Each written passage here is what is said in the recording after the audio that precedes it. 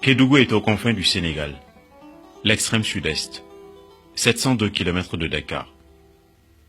Dans l'une des langues vernaculaires qu'on retrouve ici, c'est la terre des hommes. Si loin, mais à ce point, truffé d'émotions. Cela est vrai en toute saison, au travers de paysages étonnants, une cosmogonie aux antipodes, un mode de vie qu'on ne voudrait changer pour rien au monde. Le Sénégal, c'est un très beau pays. Je pense que vous avez du potentiel. Kédougou, c'est un relief extraordinaire, une faune, une flore.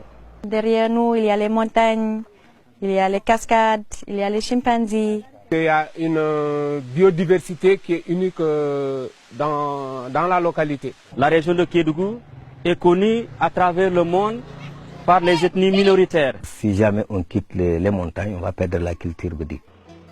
La culture, la nature, l'environnement préemptent les circuits touristiques. Le parc naturel de Niokolo-Koba, écosystème dont nous faisons bien de prendre soin, est un refuge pour pas moins de 400 espèces animales. Sujet passionnant pour visiteurs, adeptes de safari.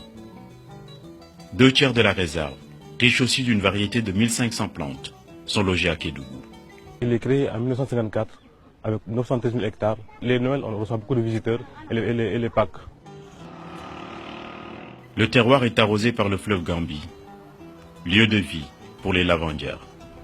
Une couche supplémentaire de sérénité, l'éloge de la lenteur. Ici, les gens prennent leur temps, vont à leur rythme. Aux sources de la plénitude, tout est découverte. Sur la plaine, comme en apesanteur.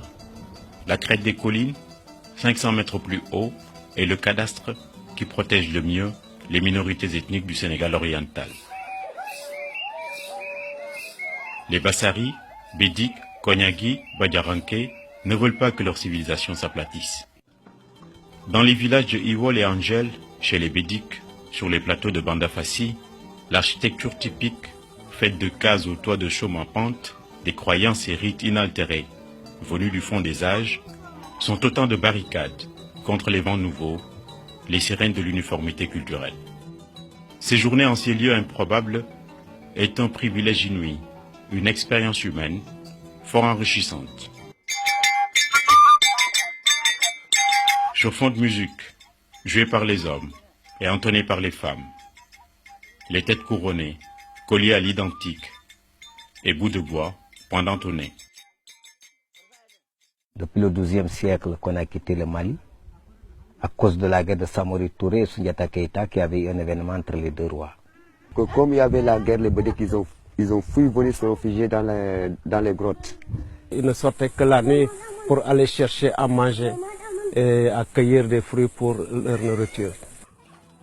Sans nourrir de préjugés, les touristes qui viennent leur rendre visite, après tant d'efforts entre les prises naturelles des rochers, conscients de la rudesse des conditions, laissent une trace indélébile d'humanité. On nous envoie des fois des médicaments et même au niveau des matériels scolaires. Et il y a même un ami français encore qui est venu ici tout récemment, c'est pas longtemps. Il nous a proposé qu'il va nous aider à faire un forage dans le village.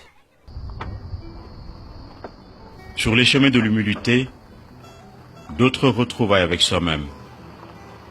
Les merveilles de cascade interpellent sur l'idée du beau, du vrai et de l'insondable. Dégoulinance de générosité, de fraîcheur, à l'eau claire, au pied de Dindifelo. C'est la plus facile d'accès des 4 chutes de Kédougou. Ici, nous sommes aux chutes de Dindifelo, l'une des cascades les plus importantes du Sénégal, qui mesure 110 mètres de hauteur. Elle est visitée en majorité par des Français, des Espagnols et quelques Sénégalais. Muy bien, muy bien. Kédougou, maillon essentiel du 6e pôle touristique du Sénégal, offre un produit exceptionnel.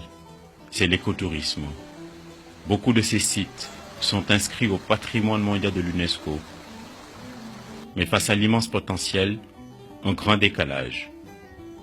L'isolement est terrifiant, les réceptifs au rabais, un aérodrome sous-exploité ferait presque penser qu'on transforme l'or en plomb.